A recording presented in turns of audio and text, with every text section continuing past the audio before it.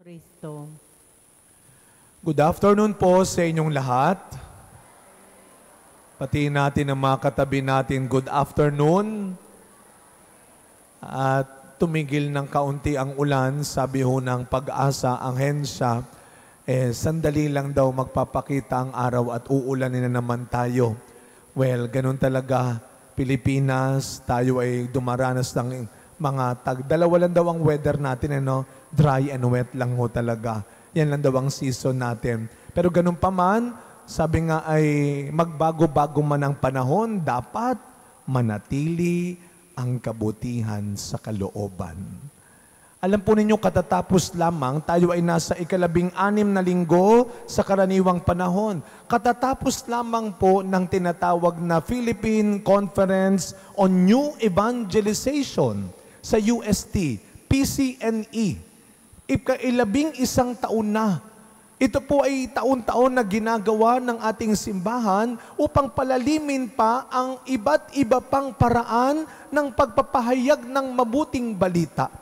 Tayo natutuwa sa 1,000, sabi 5,000 daw ang delegates, ang participants, 5 doon ay galing sa ating parokya.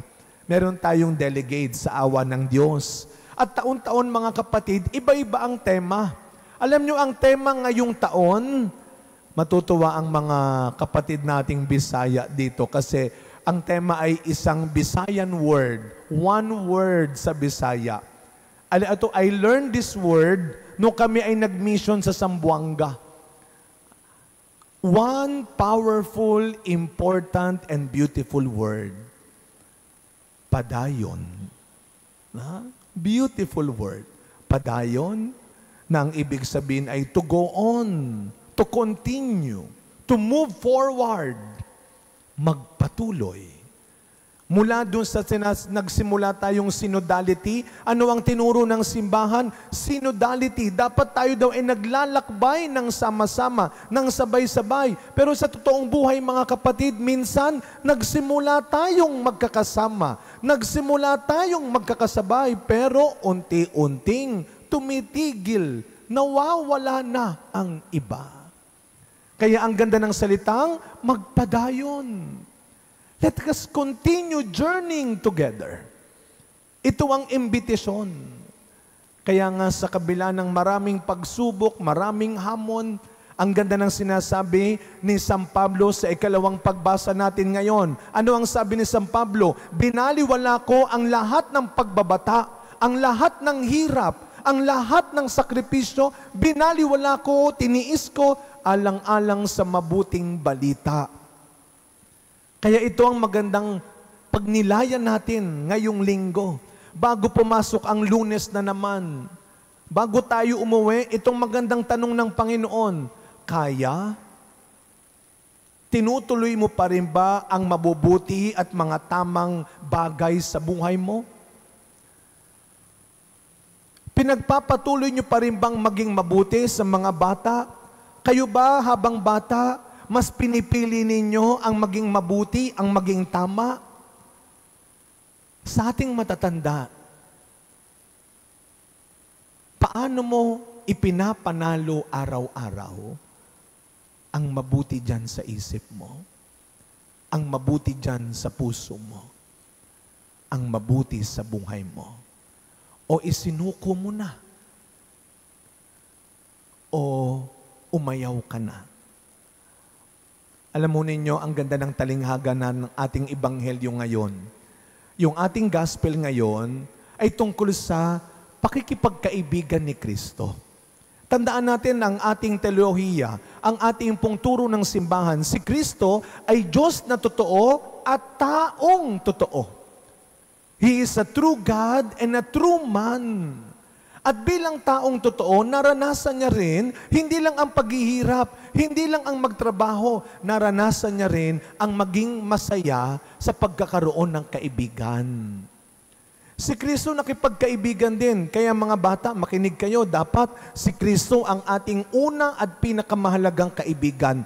Bata pa lamang kayo, kinakaibigan ninyo na si Kristo.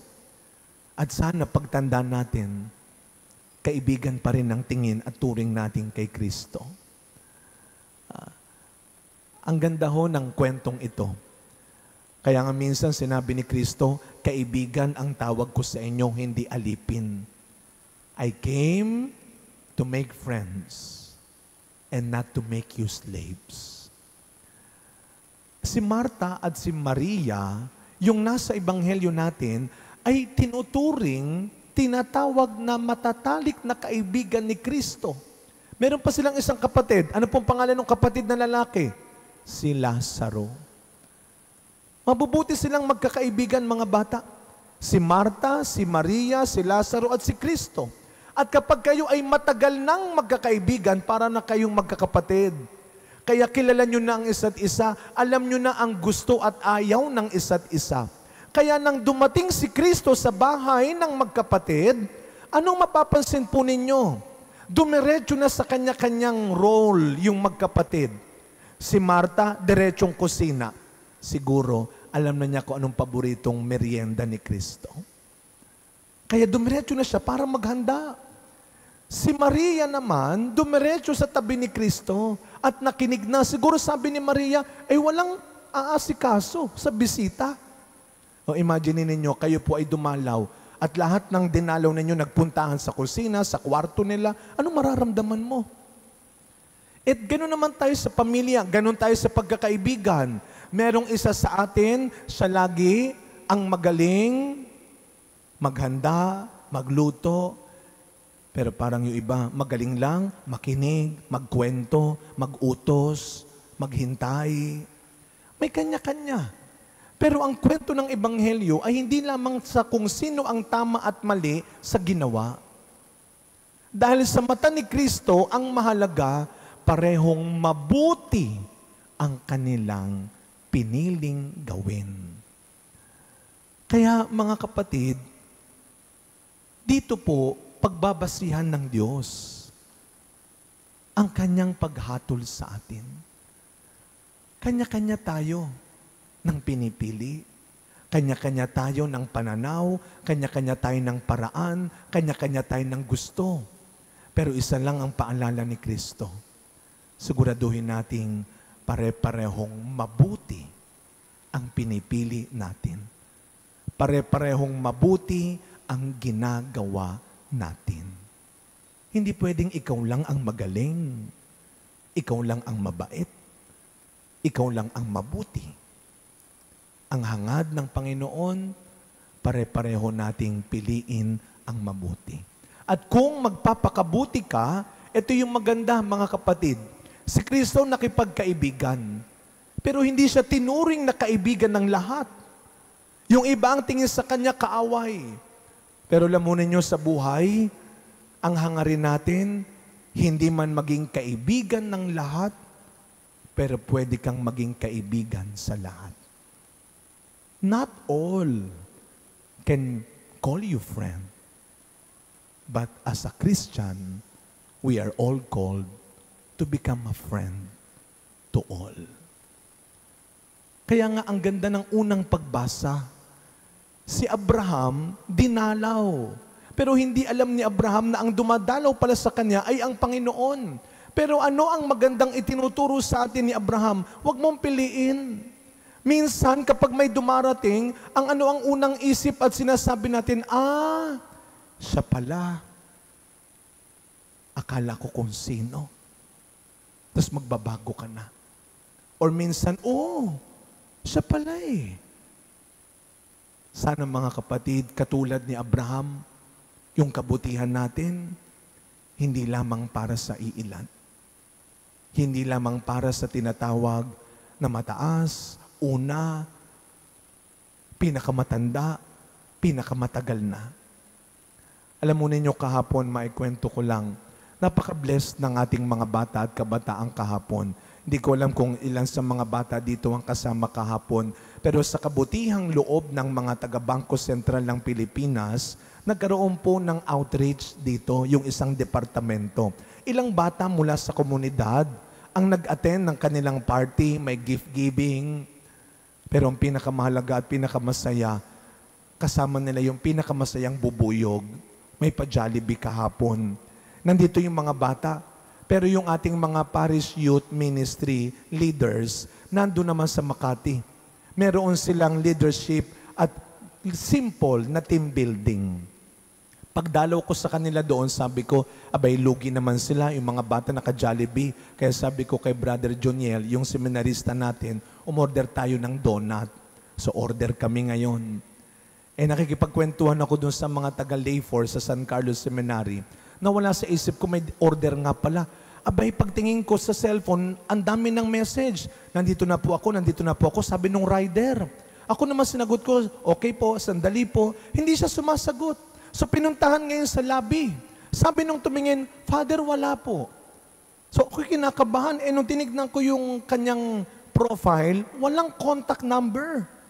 Hindi ko matawagan. So ang ginawa ng mga gwardiya doon, lahat ng gate chinek, walang pumasok na delivery ng donut. Ako'y kinakabahan na. Sabi ko na lang, hayaan mo na, o-order na lang ako. Pero sabi nung mga taga doon, hindi, Father, lugi ka, ang mahal-mahal nun. Puntahan natin yung binilhan, yung inorderan. Sinamahan nila ako, mga talaga mukhang palaban. Sabi ko, naku, kayo makipag-usap pa, ayoko makipag-usap. So pagdating doon sa tindahan, mga palaban talaga, nagpaliwanag sila. Ito si Father. Sige, Father. Sabi ng babae, kayo po si Father Hans? Opo. Ay, pa-bless po, Father. Kasi yung anak ko po sa Kristan ninyo dati. Paano pa ako mga aaway ngayon? Kilala pala ako. Yung mga kasama ko biglang nawala sa tabi ko, umupo na bigla. Alam mo ninyo, nakakatuwa lang ho yung cashier, kasi yung bago pa niya ako makilalang pare, ay yung pag-asikaso niya ay maayos at mabuti. Magandang paalala sa atin.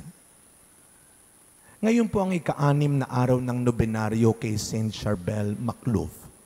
Isang Lebanese na monk na sabi ng simbahan, pangalawa kay Mama Mary, siya ang may pinakamaraming accounts ng himala. 26,000 and more. Nung siya ay namatay, inilibing ho siya. Ilang araw pagkatapos, nakita ng mga tao na may nagliliwanag na lumalabas sa kanyang libingan.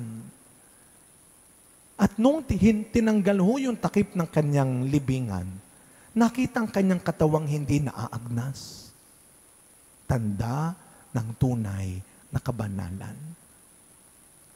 Sa pagpapatuloy na misa natin, mga kapatid, lahat po tayo, maraming pwedeng gawin at piliin sa mundo. Pero isa lang ang hangad ng ating Panginoon, na huwag natin iiwan ang mundong ito nang hindi tayo nagsikap gumawa ng mabuti at maging mabuti. Mahirap, pero araw-araw binibigyan tayo ng Diyos ng paraan at ng dahilan para maging mabuti pa rin.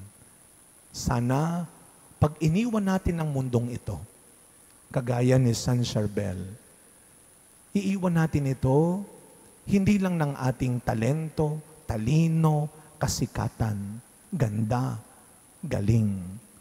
Siguraduhin natin na pag-alis natin sa mundong ito, tayo ay magliliwanag dahil sa kabutihang ginawa natin.